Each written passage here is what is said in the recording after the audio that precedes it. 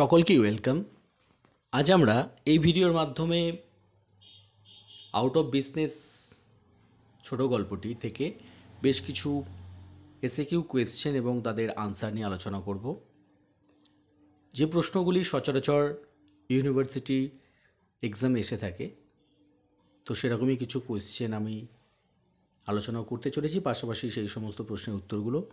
তো আশা করছি ভিডিওটি তোমাদের জন্য যথেষ্টই ইফেক্টিভ হবে। তো ফার্স্ট কোয়েশ্চেন যেটা, হু ওয়াজ রামারাও? আউট অফ বিজনেস এই শর্ট স্টোরির যদি বলি কেন্দ্রীয় চরিত্র, তো তিনি হলেন রামারাও। হু ওয়াজ রামারাও? সিম্পল, যেটা রামারাও কে ছিলেন, আনসারটা কী হবে না, Ramarao was the protagonist of R K. Narayan short story out of business. Ramarao ছিলেন দ্য প্রোটাগনিস্ট, অর্থাৎ দ্য প্রোটাগনিস্ট কথার অর্থ হচ্ছে মানে যিনি মুখ্য চরিত্র of R K. Narayan short story out of business. R K. নারায়ণের ছোট গল্প আউট অফ বিজনেসের মানে মুখ্য চরিত্র বা কেন্দ্রীয় চরিত্র হলেন Ramarao. Next question, why did Ramarao lose his job? কেন রামারাও তার কাজটা হারিয়েছিলেন? তো এর আনসার হবে, Ramarao lost his job, Ramarao তার কাজটা হারিয়েছিলেন when a gramophone company went out of existence, যখন একটি গ্রামোফোন কোম্পানির অস্তিত্ব বিলীন হয়ে গিয়েছিল, of which he was the Malgudi agent, যে কোম্পানিতে রামারাও মালগুডি একটা এজেন্ট ছিলেন। মালগুডি অর্থাৎ একটি জায়গার নাম। নেক্সট কোয়েশ্চেন যেটা, where was the factory of the gramophone company? Where was the factory of the gramophone company situated? কোথায় গ্রামোফোন কোম্পানিটি অবস্থিত ছিল? আনসারটা কী হবে, the factory of the gramophone company was situated, গ্রামোফোন কোম্পানিটি অবস্থিত ছিল সামহোয়ার, কোনো একটি জায়গায়। কোথায়? ইন নর্দার্ন ইন্ডিয়া, উত্তর ভারতের কোনো একটি জায়গায়। তো স্পেসিফিক্যালি কোনো জায়গার নাম কিন্তু টেক্সটে উল্লেখ করা হয়নি। তো এটা হলো 3 নম্বর কোয়েশ্চেনের answer.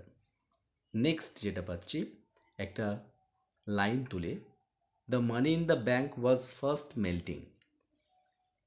What does the author mean by melting? Author অর্থাৎ আর.কে. নারায়ণ এই ফার্স্ট মেল্টিং ফ্রেজটির দ্বারা কি বোঝাতে চেয়েছেন বা কি মিন করতে চেয়েছেন?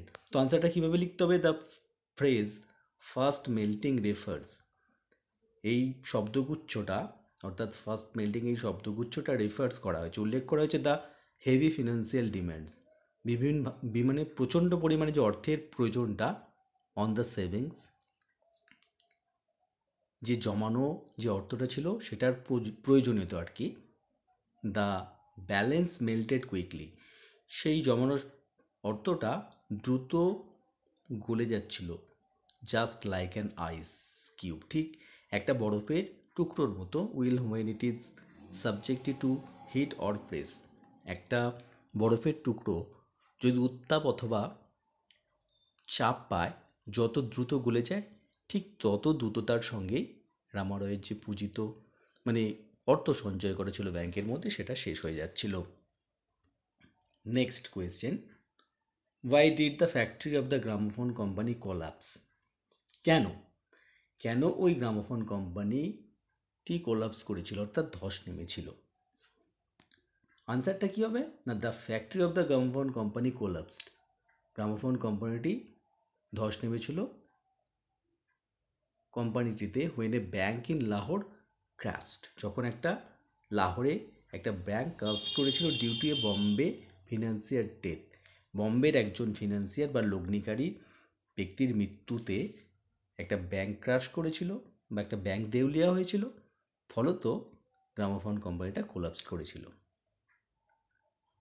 নেক্সট কোয়েশ্চেন যেটা, how did Ramarao's wife try to economize after his business failed?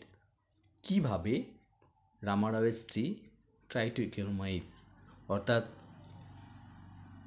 যে খরচগুলোতে লাগাম টেনেছিলেন যখন রামারাওয়ের বিজনেস ব্যর্থ হয়েছিল, অর্থাৎ তিনি যখন কাজ হারিয়েছিলেন, অর্থাৎ ব্যবসা যখন তিনি হারিয়েছিলেন, তারপর আনসারটা কি লিখবো আমরা?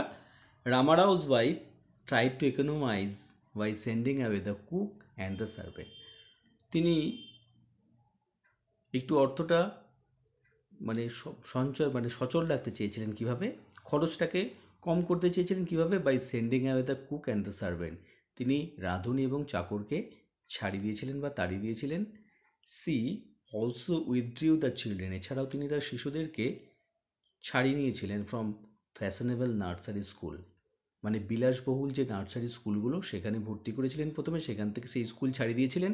And send them to A free primary school, এবং তাদেরকে মানে দাতব্য স্কুল অর্থাৎ বিনা পয়সার যে প্রাথমিক স্কুলগুলো ছিল সেখানে পাঠিয়েছিলেন।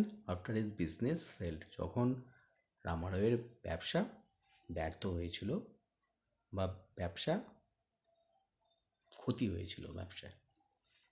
নেক্সট এটা আমরা আসছি প্রশ্ন, where did Ramarao came across the captain?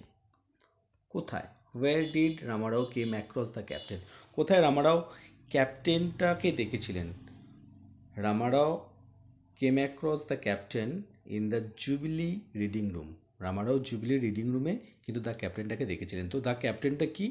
The ক্যাপ্টেনটা হচ্ছে একটা নিউজ পেপার বা জার্নালও বলতে পারি। পরবর্তী প্রশ্ন যেটা রয়েছে, what is the captain? Captain কি? The captain is a weekly journal. Captain হলো একটা সাপ্তাহিক পত্রিকা, which is consisted of 4 page, যার মধ্যে 4টে পাতা থাকতো। অ্যান্ড অল অফ দেম, এবং তাদের প্রত্যেকটিতে অর্থাৎ প্রত্যেকটি পেজেতেই ডিভাইড টু ক্রসওয়ার্ড পাজেল, সেখানে শব্দ ছক কিন্তু থাকতো। নেক্সট আমাদের যেটা প্রশ্ন 9 নম্বর প্রশ্ন কি না, why was the train from Trichunapalli late? কেন ত্রিচুনাপল্লী ট্রেনটা লেট ছিল বা দেরি করেছিল? আনসারটা কী হবে? The train of Trichunapalli was late.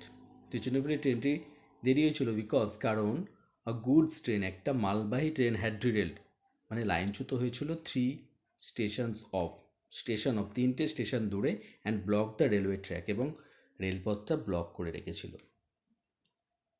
Next এটা আমরা পাচ্ছি লাস্ট কোয়েশ্চেন আজকে, Y did Ramarao plan to go to Madras?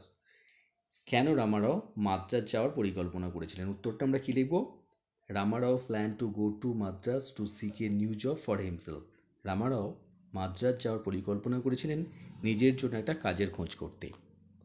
ভিডিওটি যদি প্রয়োজনীয় বলে মনে হয় অবশ্যই একটি লাইক করে দেবেন। যারা এখনও পর্যন্ত চ্যানেলটিকে সাবস্ক্রাইব করেননি, সাবস্ক্রাইব করে আমাদের পাশে থাকবেন, আর অবশ্যই বেল নোটিফিকেশানটা অন রাখবেন সবার আগে নতুন ভিডিও নোটিফিকেশনের জন্য। ভিডিওটি শেষ পর্যন্ত দেখার জন্য সকলকেই ধন্যবাদ।